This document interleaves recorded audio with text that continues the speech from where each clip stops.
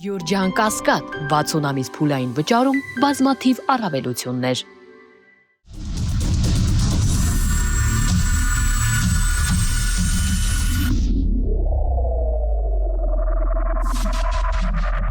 Բարի երեկո, Մեդիահաբի եթերում է Արենանը, ես Արթուր Հայրապետյան, այսօր զրուցելու եմ ռազմական փորձագետ Հայկ Նահապետյանի հետ։ Բարի երեկո, պարոն Նահապետյան։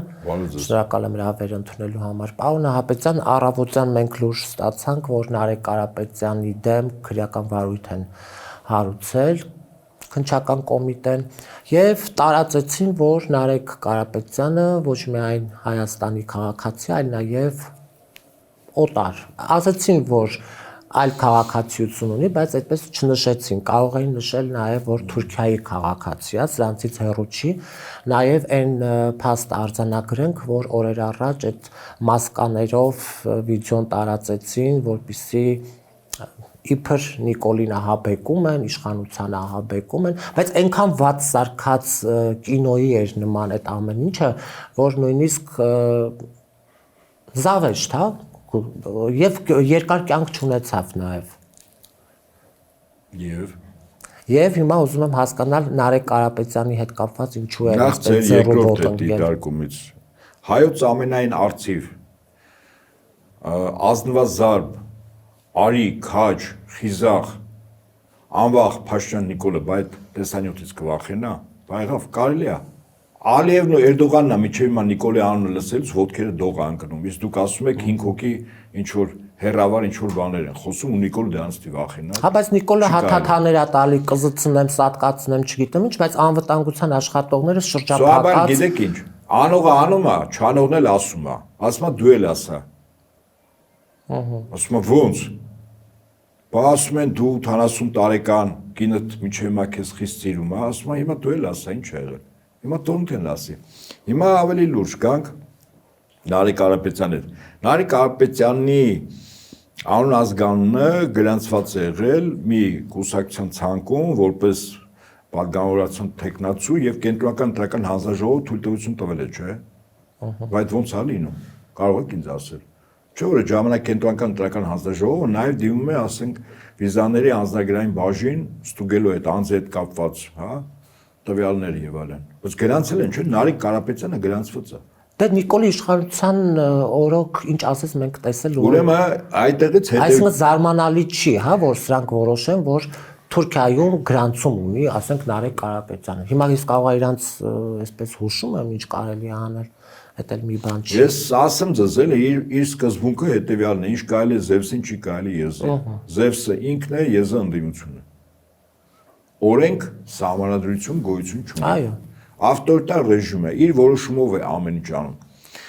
Այստեղ մի շատ կարևոր ձևակերպում էինք արել, որը կարծում եմ ընդդիմության առաջնորդները եւ մեր ժողովրդի այն ակտիվ հատվածը, որը արդարամիտ է եւ ուզում է որ վիճակը փոխվի, համարժեք արձագանք չեն տվել, երբ Փաշինյանը առաջին անգամ ասեց կա դատավոր, որ իմ ասածը չանի։ Ես կարծում ցուցիչը սա է։ Այսինքն իրավապահ համակարգը եւ իրավական համակարգը, հա, իրավականը, որտեղ դատավորները անկախ են, որտեղ որոշումները ըստ օրենքի, այսինքն ըստ արդարության գրված օրենքի պիտի կայացվի, բայց կայացվում է իր կամոք։ Եթե դատավորն է կայացնում, ուրեմն ձեզ վստահեցնում եմ, ցանկացած այլ ոք, լինի քննչական կոմիտե, հակակոռուպցիոն կոմիտե, ԱԱՑ, դա կայացնելու ինչ որոշումը, այն որոշումը ինչ Փաշինյանն ասի։ Գիտեք ինչու։ Որտեվ ըստ հին ուխտի դատավորները թագավորից հետո իրենց կարգավիճակով երկրորդն էին։ Երբ հրեաները չունեին թագավոր եւ Աստծուն խնդրում են, որ իրենց էլ թագավոր տա, որտեղ բոլոր ժողովուրդներն են, իրենք չունեն։ Իսկ հրեաների մոտ ամենակարևոր խավը դրանք առաջին հերթին դատավորներն են, հետո օրենսգետները, հա, հետո այնտեղ գալիս է ոստիկանությունը, հետո բանակը եւ այլն։ Այսինքն կառույցը պետական դա է եւ առաջին ստատուսով դատավորներ, որը ապահովում է Աստծո օրենքներով արդարադատությունը երկրում, ամենակարևորն է։ Հիմա եթե այդ շերտը, հա, այդ մասնագիտության տեր մարդիկ պիտի կատարեն ինչ որ մեկի կամքը, ուրեմն իմացեք, որ երկրի ամբողջությամբ իր բոլոր ինստիտուտներով այդ մեկ մարդու բռի մեջ է։ Եվ ինքն է որոշում։ Հիմա եթե որոշեց, որ Նարեկ Կարապետյանը ենթադրենք վաղ ջեմիսօրը Մարս մոլորակից գործակալ է գործուղած Հայաստան, որպեսզի ձախողի իր վերընտրվելը։ Հիմա կարող է այդպեսի որոշում կայացնել։ Այսինքն այս մարդը օթում ինչ որ մի բան դուրս է տալիս եւ տեսնում է որ դա չպայթեց, փորձում է ինքը իրանով այդպես ասեց անցավ գնաց, ասեց անցավ Դե գնաց։ գիտեք, դիմադրությունը որոշակի առումով եւ խելամիտ պետք է լինի եւ կազմակերպված։ Հետո դա նաեւ գալիս է ժողովրդի հավաքական առումով ընդհանուր գրագիտությունից, արդարության համար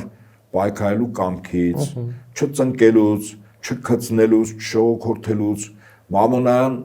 մարդու վրա առավելագույն քիչ ազդեցություն ունենալուց, նախկինում մամոնա, ոսկեհորտը հիմա դոլարը։ Այսինքն եթե ժողովրդի բարոյական նկարագիրը շատ բարձր է, այս կարգի մարդ անգամ չէր կարող երկրի ղեկավար ընտրվել կամ նշանակվել։ Ես միշտ 2018-ից եմ այդ օրինակը բերել, ասում պատկերացրեք Չեչնիայում Ռուսաստանի նախագահ նշանակում է հանրապետության գլուխ մեկին։ Այդ որակներով, այտենց գիրք գրած, հա, այդ կենսագրություն եւ այլն։ Ասում ես կարծեմ նույն օրը Գրոզնի քաղաքի բոլոր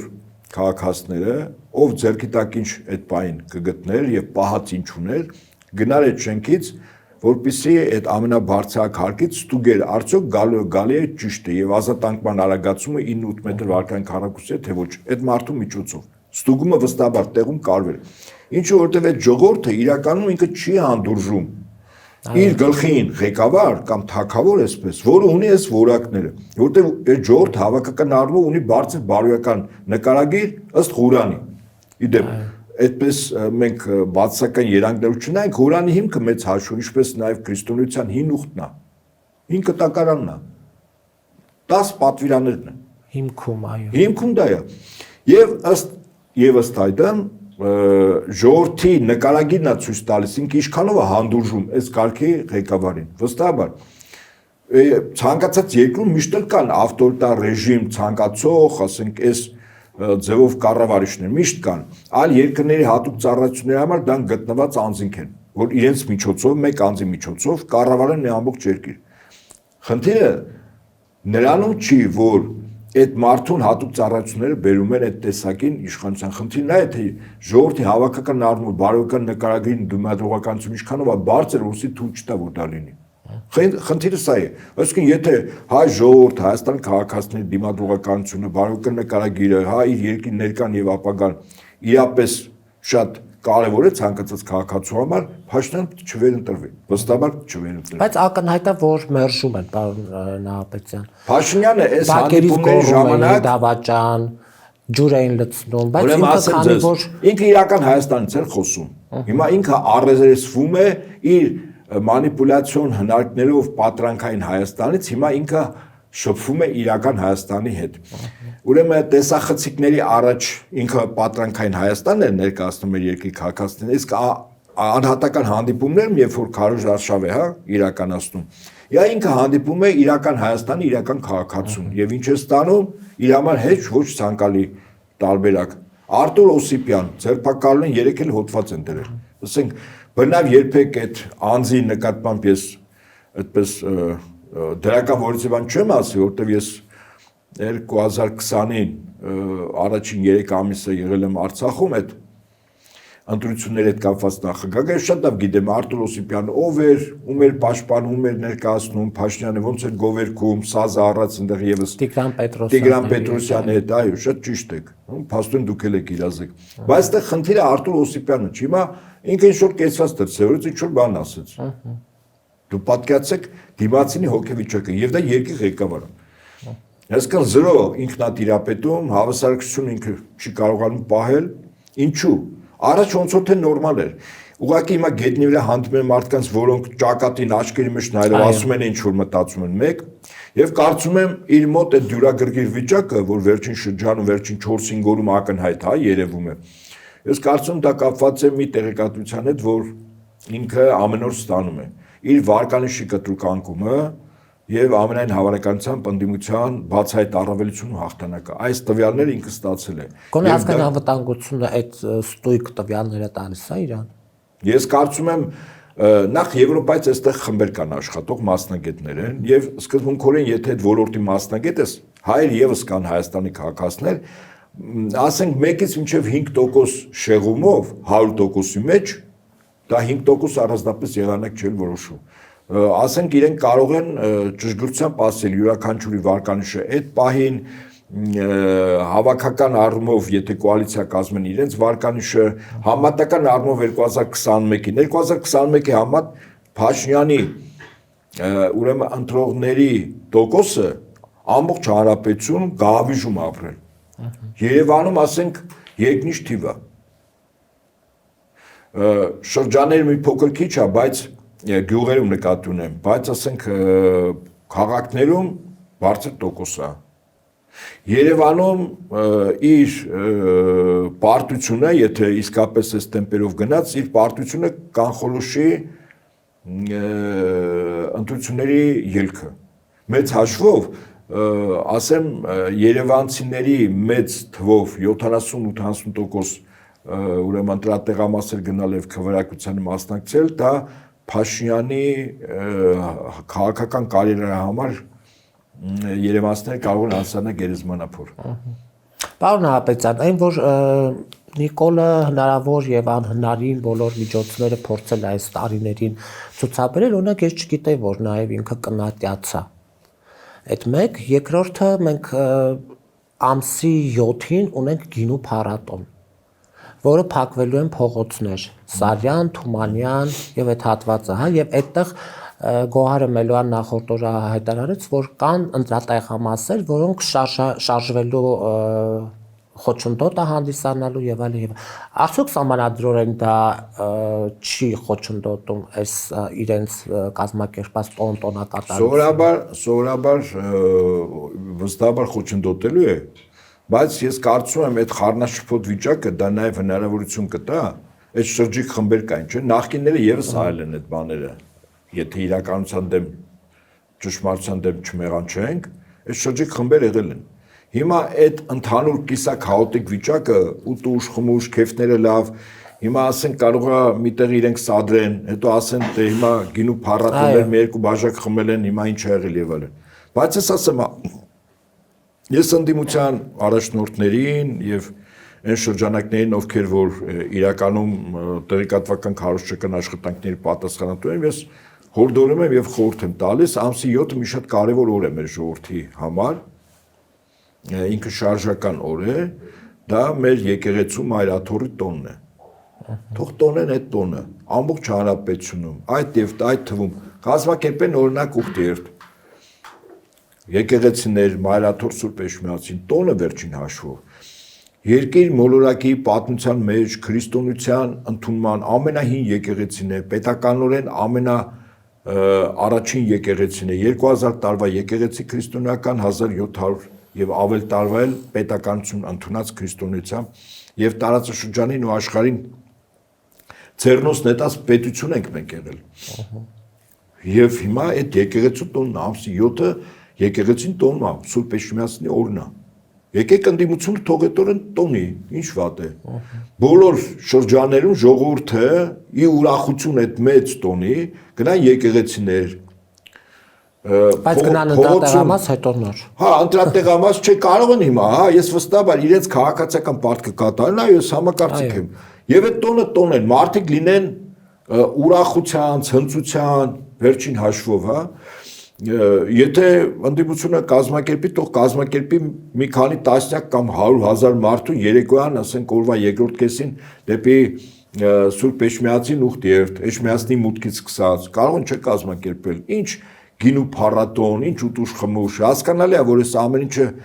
պարզ է ինչի համար, որ դեպքեր բաներ լինեն, կանխամտածված, իրենք այդ ամեն ինչը փաթեթավորեն իբր դե հիմա մի երկու բաժակ գինու այդ տոնին խմել են, քեֆները լավացել է, դա համար տես մի քիչ ակտիվ են եղել, ագրեսիվ են եղել, կոնֆլիկտ է եղել, ենթատեքստը հասկանալի է, էլի։ Իսկ թող ընդդիմությունը, ես 3 հիմնական ուժեր կան, որոնք ամենայն հավանականությամբ անցողի քշեմը հաղթահարելու են, հա, 3-7-17 ուրեմն համարներով հանդես եկող Սամվել Կարապետյանի, Ռոբերտ Քոչյանի եւ Գագիկ Ծառուկյանի, հա։ 3-7 17։ Ուրեմն պետք է ասեմ, հա, 3-ը Սամվել Կարապետյանն է, 7-ը Գագիկ Ծառուկյանը, 17-ը Ռոբերտ Քոչյանի, հա, ղեկավարից։ Հա, 3-7-17։ Ես ըստ հերթականությամբ եմ ասում, թվերի աճման կարգով։ Եռագլուխ կուսակցության ղեկավարն է։ Իրականում, հա, սկզբունքորեն, երբ իշխանությունը առաջին անգամ այդ 3 ոնց որ թե հայտ ներկայացեցին, այդպես վախվորած մի միտք արտաբերեց, ասեց մենք թույլ չենք տա Գյումրի 2-ը, որ այստեղ տեղն է։ Ակնհայտ է, որ հենց սցենարը դրան է գնում, եւ այս ձերբակալությունները, ասենք, քրեական գործեր հարուցելը, ինչ որ հատուկ ծառայությունների աշխատող կարգելը, այտենց օդի մեջ խոսելը, հա։ Իսկ բարձր որ քաղ պայմանագրի վարչությունը օրինակ Մարս մոլորակից դեսանտ է երկիր մոլորակի վրա Հայաստան աշխարհ։ Բարձրում է իրենք այլ մոլորակային են, ուղղակի մարդու կերպարանք են ստացել։ Հասկանում եք, այսինքն իրենք բերում են абսուրդի դաշտ, իդեպ ասեմ ձեզ։ Ես նաև կոչ եմ անում ընդդիմության ոչ միայն առաջնորդներին, այլև այն անձինք, ովքեր հանրային եւ հասարակական մեծ լսարան ունեն եւ խոսույթ ունեն ասելու, օրինակ օրակարգային դարձնել 8 միլիարդ դոլարի վերցած պարտը։ Ես ուզում եմ անդրադառնալ։ Ուր է այդ գումարը։ Ոնց, ինչ նշանակում ռազմատեխնիկա։ Ասելով չի։ Ասում եմ նորից ասեմ, դուք էլ ասեք, ասում եմ, չարեցինք, ասում եմ, դուք էլ ասեք։ Դե հիմա 28-ին պարադա անելու, այդ ամբողջ Պարադ չի, չէ, ոնց ինքը հանելու է, ցույց տալու։ Հաշվետվություն հարգելիս։ Հաշվետվություն Ալիևին Էրդողանին։ Դա ասում է խաղաղության զենքեր։ Խաղաղության զենք, օրինակ այդ արկը որ թրջում է, վերջում որ հակառակորդի գլխին իջնում է, ծաղիկ է բացվում մեջտեղից։ Հա? Եվ օծանելիքի հոտ է տարածվում։ Այ խաղաղության զենք է։ Դե ներկայացումներում լինում են այդպես։ Դե ես դրա համար եմ ասում, այդ արկերի տեղը հիմա իրենք այդպես, հա, խաղաղության զենքեր են։ Դե հիմա զենքեր են, որը ասելու է այդքան առել ենք դրել։ Ես հազար ասի Տիգրան Ավինյանի, Արադ Միրզոյանի շատ ընկերություն թող չանեն, էլի։ Որտեվ իրանք հաճախ լինում է, որ իրականությունից կտրվում են, երբ որ մի հոգեվիճակի մեջ են հայտնվում, արտաքին գրգռիչների ազդեցության տակ։ Չէ, այդպես է։ Դե հիմա այդ գրգռիչն էլ այդպիսի հակումներ ունեն, էլի, մարդկանց հալյուցինացիաների մեջ է գցում։ Հիմա նորից եմ ասում, այս ամեն ինչին լրջանալա պետք, որտեղ ամսի 7-ը մեր ժողովրդի համար ճակատագրական է, ավելին քան ենթադրենք 91 թվականի անկախության հանրակրվեն, ավելին։ Սա ես միշտ նույնականացնում եմ 1918-ի մայիս 28-ի Սարդարաբադի կռվի հետ, ինչու։ Որտեղ 18 թվականին թուրքական էլիտար դիվիզիաները խնդիր են դրել այս տարածքը վերցնել եւ ընդհանրապես հայություն այստեղ չունի։ Եթե հայություն չկա, այս տարածքը ամբողջովին Թուրքիայի տարածք է լինում։ Հիմա ինչն է փոխվել, նպատակը չի փոխվել, գործիքակազմն է փոխվել։ Իրենք մի պատերազմը չեն հաղթել, մի ճակատամարտ են հաղթել եւ պատերազմը հաղթելու համար իրենց խնդիրը այս տարածքը հայաթափելն է։ Եվ սա պետականության չգոյությունը եւ հայաթափելը։ Դա կարող է լինի մի տարում, 3 տարում, 5 տարում, կարող է լինի իրավիճակ լինի աշխարհակական որ ռազմական ագրեսիան է, ես սա չբացառենք, հավանականությունը փոքր է, բայց կա։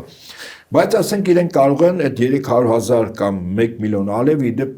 անցյալ տարի սեպտեմբերին Վաշինգտոնում ՄԱԿ ասամբլեայի գագաթնաժողովում իդեպ 1 միլիոն թիվն էր ասում։ Ակնհայտ կեղծիք է, որտեվ 85,000 տարբեր տվյալներով, վերջին հարցումներով Հայաստանում 85,000 են եղել ադրբեջանցիները, ալև այդ 300,000-ը ներկայացնում իրեն ժառանգներով 1 միլիոն։ Հիմա կարող է 1 միլիոն ադրբեջանցի ուզենա գա այստեղ ապրի։ Հայերի բնականաբար մի 2 միլիոն ժողովուրդ ենք, 1 միլիոնը դուրս գա, 2.5 ենք լավ։ 1 միլիոնը դուրս գան, մյուսները ժողովրդագրական վիճակ փոխվի, հա, տնտեսական էքսպանսիա, Հայաստանը դրվում է թուրք-ադրբեջանական տանդեմի տնտեսական օրբիտայում, այդպես է արևմուտքը այդպես է որոշել։ Փաշինյան հիմա այդ գործընթացը կյանքի կոչելուն նշանակված ուրեմն ԺԿ-ի պետ է։ Հայաստանն էլ որպես ԺԿ։ Հիմա Երևանում թաղամասեր են կառուցվում, շենքեր են կառուցվում, պարոն Ահապետյան, ում համար են կառուցվում։ Գնորդ կոնկրետ Բանգլադեշում ասում եմ մի մեծ թաղամաս են կառուցում, որի մասին այդպես էլ չէ։ Դե հիմա կարող է գան, դե հիմա եթե ադրբեջանցիները գան ասեն օրինակ այս ձեր տաղավարը իդեպ գտնում է մի վայրում, որից մի 150-200 մետր հեռավորության վրա մի ժամանակ նաև ադրբեջանական տներ են եղել, կոնդում։ Հանգիստ կարող ենք ասել, որ սա ադրբեջանական տարածք է։ Հիմա մարդը գալիս է ասում է, ես այստեղ տուն եմ ունեցել, ուրա իմ տունը, տվեք իմ տունը։ Չկա տունը, բարձրակ շենք է, գեղեցիկ շենք է, կամ այս տաղավարի կողքի հարևանությամբ մի շատ գեղեցիկ շենք է կառուցվել, դե ասում են չեն կարող բան, չէ, ասում եմ դիտակա, ասում եմ Բանգլադեշում, ասենք մի 500 քառակուսի մետր, ձեզ բնական որ հատկացնեք դեմ չեք լինի, անվճար։ Եվ այդպես շարունակ։ Անկամ չվաճառելով, որտեղ մարդիկ հայտ են ներկայացնել, այդ 300,000 հետո 1 միլիոն, 1 միլիոն մարդ ինչ որտեղ ապրի։ Եթե աշճանաբար Երևանն էլ են փորձելու, մոսկիտներ են սարքելու, ուժել են ցույց տալու։ Չհաշված այն ցուցակները, ովքեր որ պատերազմներում պատերազմել են։ Ալիևը այդ ագրեսոր չէ ամեն դեպքում։ Օկուպանտ ենք, Փաշինյանը 2023-ի հոկտեմբերի 6-ին Հայաստանին ստորագրելով մի փաստաթուղթ Պրահայում Հայաստանի ստատուս տվեց որպես օկուպանտ։ Այդ օկուպանտը փոխհատուցում դիտա ռեպարացիա 160 միլիարդ։ Հետո մենք պատերազմում բարձում է, եթե պարտվել ենք, նաև Ադրբեջանը կարող է կոնտրիբուցիա ուզի ռազմական տուգանք 300,000 չէ, 1 միլիոն ադրբեջանցու դիստեղ տեղավորի, անվտանգություն ապահովի աշխատանքով եւ այդպես շարունակ։ Այսինքն երկիրը նվաճելու տարբեր գործիքակազմեր կան։ Եթե 1918 մայիսին գործիքակազմը գետնի վրա կռիվներ, տակ պատերազմը, հիմա այլ գործիքակազմում, այնպես ինչպես օրինակ Աջարյան ճիշտ է, բնակվում են նաև մահմեդականություն ընդունած վրացիներ, բայց Աջարյան սկզբունքորեն կառավարվում է Թուրքիայի կողմից։ Թուրքական կապիտալը հատուկ ծառայությունները, հոգևորականները, իրենց մշակույթը, չմշակույթը, որը հիմա մշակույթ են ներկայացնում, եւ ես ընկերներ ունեմ, որոնք ասում են վրացի հայրենասեր մարդիկ կան, որոնք ասում են Աջարյան շատ տեղեր կա, որ անգամ վրացին իրանք էլ չունի մտնելու, որտեղ այդպես Թուրքիան ասում է սա իմն է։ Հիմա Հայաստանը կասի, վաղը սա իմն է, մենք մեր տան մեջ յուրի կարգավիճակ ենք ստանալու։ Հիմա Փաշինյանը այդ գործընթացի պատասխանատուն է, եւ հետաբար հունիսի 7-ը մեզ համար ճակատագրական է։ Մենք պետք է գնանք ընտրատեղամաս, որ Փաշինյան չվերընտրվի։ Պարոն Նահապետյան, նայեք, այն որ ասում են Նիկոլը գիժա, բայց իրականում գիժա խաղում։ Այն որ Նիկոլին ասում են, դե սա անում է դիտավորյալ է անում, ինչի անում դա։ Օրինակ երեք իմ հյուրը, որի հետ զրուցեցինք, ասաց, որ ինքը հենց այնպես որևէ բան չի անում եւ տպավորություն է ստեղծում, որ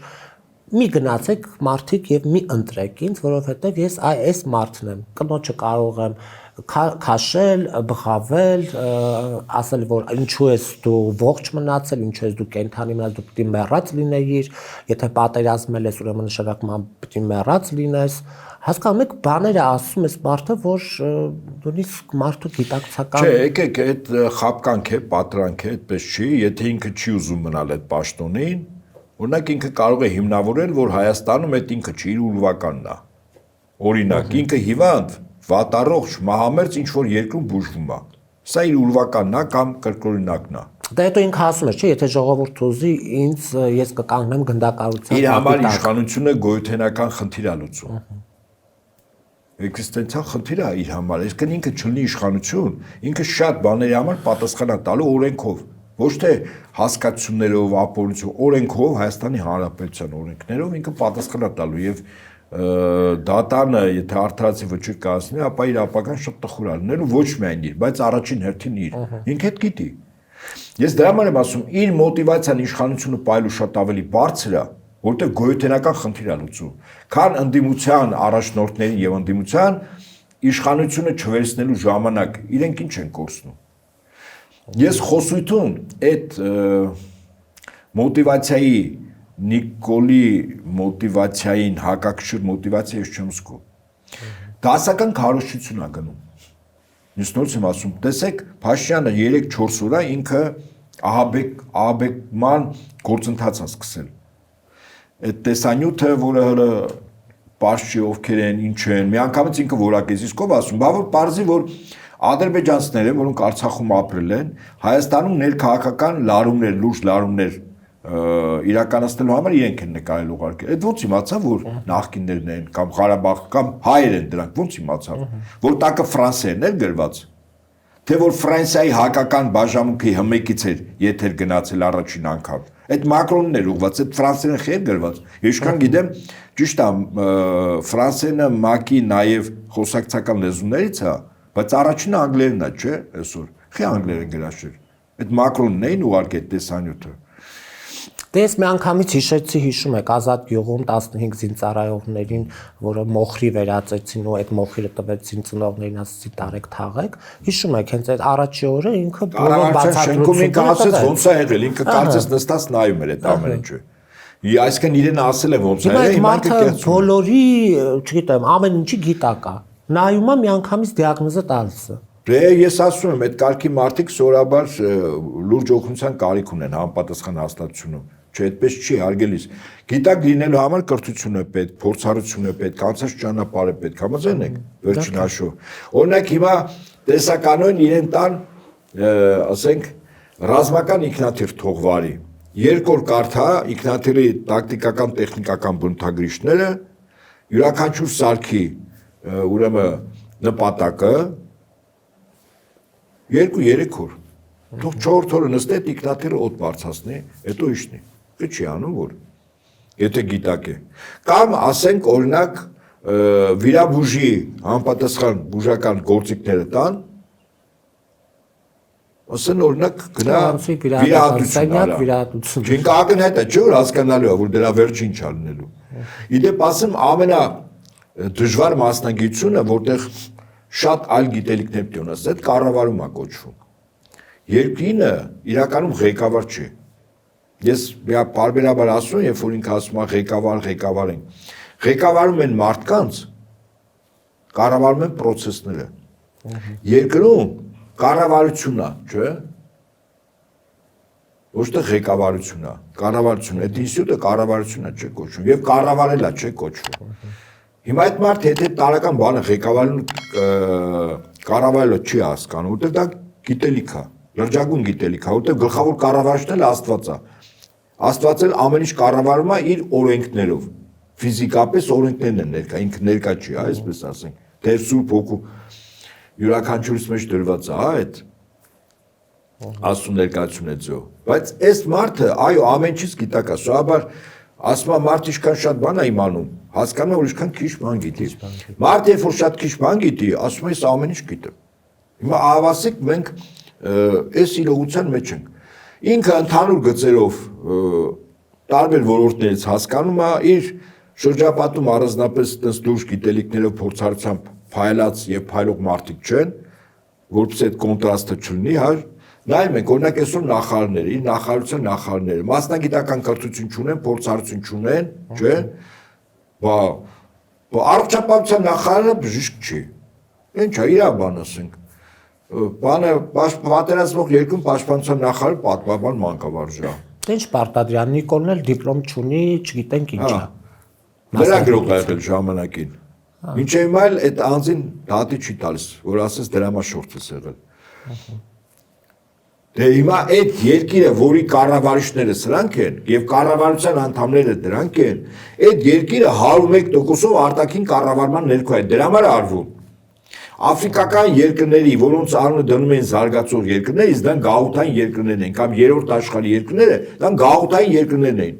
Դրանց ղեկավարներին Արևմուտք, ասենք Բրիտանիան, իր գաղութներով, Միացյալ Նահանգները, Ֆրանսիան, Պորտուգալիան, Իսպանիան դնում են ում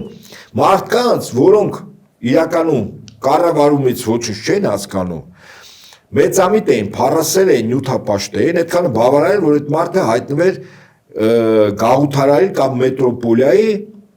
կառավարման ներքո եւ այդ մի անձի միջոցով ամբողջ երկիրը կառավարում են, բայց դե ավտորիտար ռեժիմն է։ Իդեպ գիտեք ինչ, ավտորիտար ռեժիմի երկու տարբերակ կա, եւ պետք չի խառնել։ Ուրեմն մի երկիր, որտեղ արտաքին վտանգը շատ մեծ է, ցանկացած ժամանակ այդ երկիրը նվաճելու, սովորաբար զինվորական կարգու կանոն է դրվում։ Այդ զինվորական կարգու կանոնը արևմտյան քարոզչական դաշտում գնահատվում է որպես ավտորիտարիզմ։ Օրինակ ասեմ ձեզ Հյուսեյն Կորեան, հա, ինչ է Հյուսեյն Կորեայում բանակ իշխում։ Օրինակ Պակիստանը, ավտորիտար պետություններ են, բանակն է իշխում, որտեղ իրենք ունեն արտաքին ագրեսիայի դիմակայելու անհրաժեշտություն, նույն Պակիստանը Հնդկաստանից չէ ունի։ Եվ այդ երկրում փաստորեն ավտորիտար ռեժիմը դրվում, էլիտան իրենք ծառայում են եւ առաջին դեմքը ծառայում են պետությանը եւ ժողովրդին։ Զինվորական կարգ ու կանոնով արագ օպերատիվ որոշումներ կայացնելու ունակությամբ պետությունը եւս ավտորիտար է, բայց այդպիսի ավտորիտար երկրները եւ այդպիսի ավտորիտար ռեժիմները ծառայում են իր ժողովրդին, իր պետությանը։ Ոնց որ պատերազմի մեջ գտնող երկիր։ Բայց կան ավտորիտար ռեժիմներ, մեր նման Աֆրիկա մայրցամաքում մի քանի 100 տարի արևմուտքի կողմից նշանակած, որոնք ծառայում են արտաքին կառավարչին, այսինքն դնում են մեկին, որի ձեռքով ամեն ինչ թալանվում է, ընդ որում այդ թալանի մեջ ինքը իր բաժնի մաս ունի, դուրս է տարվում, այս երկրում պետք է ոչ մի բան չարվի, եւ երկիրը ավտորիտար է, բայց ինքը արտաքին կառավարման ներքո է։ Եվ երկիրը պետք է ենթարկվի թալանի, մարդկային, ընդերքի, տեխնոլոգիաների, ամեն ինչ դուրս տարվի։ Օրվա Հայաստանի ավտորիտար ռեժիմը իմ նշած երկրորդ ռեժիմի ներկայացուցիչն է։ Ոչ առաջին։ Ես ասենք օրինակ նշեցի, չէ, երկու պետության անուն, որտեղ զարգացումը, ինչպես ասում են, աստղերն ասում, ընդ որում երկուսն էլ միջուկային տերություն են։ Հյուսային Կորեան էլ, Պակիստանն էլ, չէ, ավտորիտար ռեժիմներ են։ Ճիշտ է, նախագահ կա եւ այլն, բայց այդպես չի էլի, մենք հասկանում ենք, որ իրոք ավտորիտարիզմը, բայց իրենք արտաքին ագրեսիան դիմագրավելու անհրաժեշտությունից ելնելով են այդպիսի ռեժիմ ստեղծել։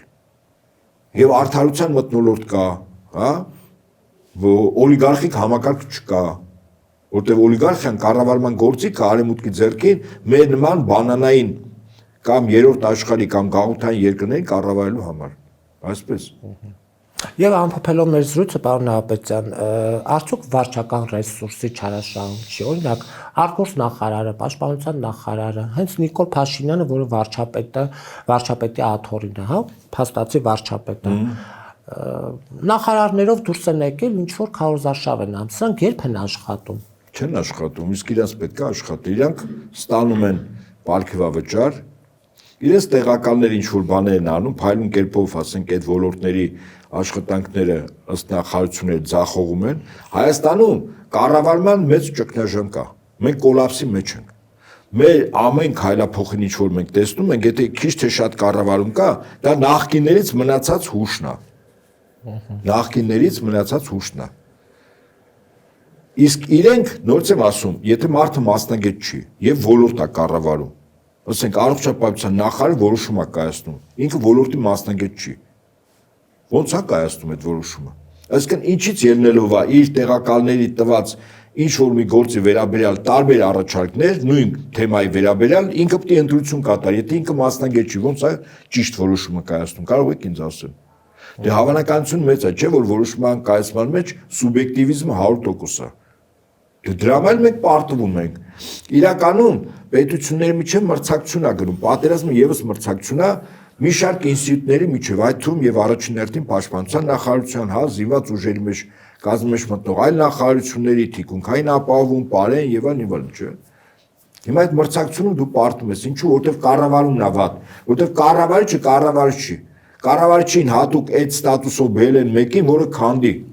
Պատերազմող երկրում ոնց կարող է գյուղնախարարությունը, սփյուռքը եւ մշակույթը փակել։ Երբ որ հայության 2/3-ը դրսում է եւ այդ աշխատանքները սփյուռքի նախարարություններ կառնակարգում, պատերազմող երկրում պարենային անվտանգության խնդիր կա, դու գյուղնախարարությունը 18 թվականի բան եմ ասում։ Ես ուզում եմ ասել, կամ հայ ժողովուրդը աշխարհին մշակույթով է հայտնի։ Դուք որ փակում եք այդ ամեն ինչ համար եք փակում։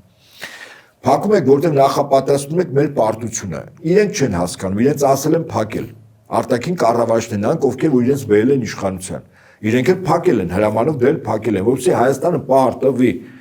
որտեղ այստեղ խնդիր կա, մեծ թուրան սարքել։ Հայաստանը այդ մեծ թուրանի մեջ սեպ է խրված, այդ սեպը պետք է հանվի։ Առաջին փոքր սեպը Արցախն էր հանվեց, հիմա երկրորդ մեծ սեպը պետք է հանվի։ Դա Հայաստանն է։ Մի քիչ դանդաղ քայլերով, բայց այն ժամանակ կռվի դաշտում է, հիմա դանդաղ 5, 10, 15 տարի, կարող շատ ավելի արագ պահ լինի, իրավիճակ լինի, որտեղ շատ ավելի արագ այդ գործընթացը գնա։ Ռազմական գործողություններ, որտեղ հիմա իրականում երկրի մորակում պետությունները հարաբերվում են ոչ թե իրավունքի ուժով, մակում ընդունված տարբեր բանաձևերով, կոնվենցիաներով, հռչակագրերով եւ այլն, այլ ուժի իրավունքով։ Ուժեղես ֆիզիկապես, տնտեսապես ուրեմն դու հաղթող ես։ Հիմա մենք տկար ենք, թույլ ենք եւ մեզ թելադրում են։ Եվ այդ առումով մենք ամբողջովին արտաքին կառավարման ներքո ենք, իսկ ինքը արտաքին կառավարչների կողմից նշանակած անձ է։ Ընդհանրապես այդքան բան։ Իրանից պահանջել թե ինչու դու վարչական ռեսուրսը քեզ շատ օգտագործում, օրենք ես խախտում, սահմանություն ես խախտում, եղբայր ես ամեն չեն կողմ դե գաղութային երկրներում որոշում է գաղութարարը։ Գաղութարարն է որոշում մի ժամանակ, ասենք, արևմտյան գաղութարանն է որոշում, որ իր գաղութում, ասենք, աֆրիկական մի երկրում կինը ծնում է, զավակ, այդ զավակը կնոջը չէր, ընտանիքինը չէր։ Գաղութարարը վերցնում էր, ասում է, սա իմն է, իմ ապրանքն է։ Ես եմ որոշում դա ճակատագիրը։ Հիմա Հայաստանի ճակատագիրը դրսում է որոշում։ Այս ընտրությունը նաև Հայաստանի ճակատագիրը սեփական ժողովրդի միջոցով որոշելու նաև պայքար է։ Իրականում ազատագրական պայքար է, եթե ուզում եք այսպես, որտեղ գաղութային լծից սովորաբար ազատագրական պայքարով են վերականգնում եւ պետականություն եւ ինքնիշխանությունը։ Այսօր նաև այդ պայքարն է, ոչ թե գեղեցիկ բառերի կամ ասենք վիրավորական արտահայտություններով հակադարձումներ եւ այլն, այդ մի կողմ լայն դնում էր, մեզ նետված մարտարանը շատ ավելի խորքային է եւ մեր լինելության համար վտանգալու, քան մենք իրականում ընդհանուր առմամբ գիտակցում ենք դա։ Պարոն Հապետյան, եւ վերջում Նիկոլը ընտրության արդյունքներով պայմանավորված կգնա թե չէ։ Դա ինքը պիտի որոշի։ Այդ օրը, երբ որ արդեն հասկանա, որ ինքը պարտվում է, մի հատ զանգում Ալիևին, ասում է դե մի բան արա։ Ուրեմն ասեմ ձեզ։ Այսինքն մենք ընդդիմությունը որպես այդպեսին անելիք ունի, ինքը բոլոր ազդակների պիտի փոխադարձ Վստահաբար այո, ճիշտ է։ Ձեր գնահատականի հետ ես համակարծիք եմ, երկրորդում եմ։ Ցանկացած սցենարին ընդդիմությունը որոշակի սցենարներով պիտի պատասխանի։ Բայց ես ասեմ այսպես. եթե ինքը իրապես պարտվում է, բայց պարտությունը չի ընդունում եւ հրապարակավ ասում է ես հաղթել եմ, սա նշանակում է, որ ինքը դրանից հետո շատ կարճ ժամանակ է մնալու իշխանությանը։ Շատ կարճ։ Այսինքն գնալու են process-ներ, որի արդյունքում դեռ հարցային կորնակ հասնի ճողոպրել թե չէ։ Որտեվ փաստացի ընտրությունն են պարտվել է եւ այդ կոչվում է իշխանության բռնազավթում, իշխանությունը չի հանձնել այլ ուժերի, որոնք հաղթել են։ Դրանց բխող բոլոր ծանր հետևանքներով իր համար։ Եթե ինքը պարտվում է եւ ընդունում է իր պարտությունը, օրինակ այնպես ինչպես Հունգարիայում Օրբանը պարտվեց ընդունեց, չէ։ Այդ նշանակում է, որ ինքը դառնում է օրինակ Հայաստանում երկրորդ քաղաքական ուժը։ Քաղաքական պայքար է մղում, որպես ընդդիմություն։ Ինքն էլ մնում է, իր թիմն էլ մնում է, այլ որցը խնդիր չկա։ Բայց եթե ինքը պարտվելուց հետո իշխանությունը չհանձնեց հաղթողին, դա նշանակում է ինքը եւ իր համախոհները բավականին մեծ շրջանակ հարվածի տակ են հայտնվելու, լուրջ հարվածի։ Դրանց բխող բոլոր ծանր հետևանքներով իրանց յուրաքանչյուրի համար։ Շնորհակալ եմ։ Ես եմ շնորհակալ։ Կհանդիպենք։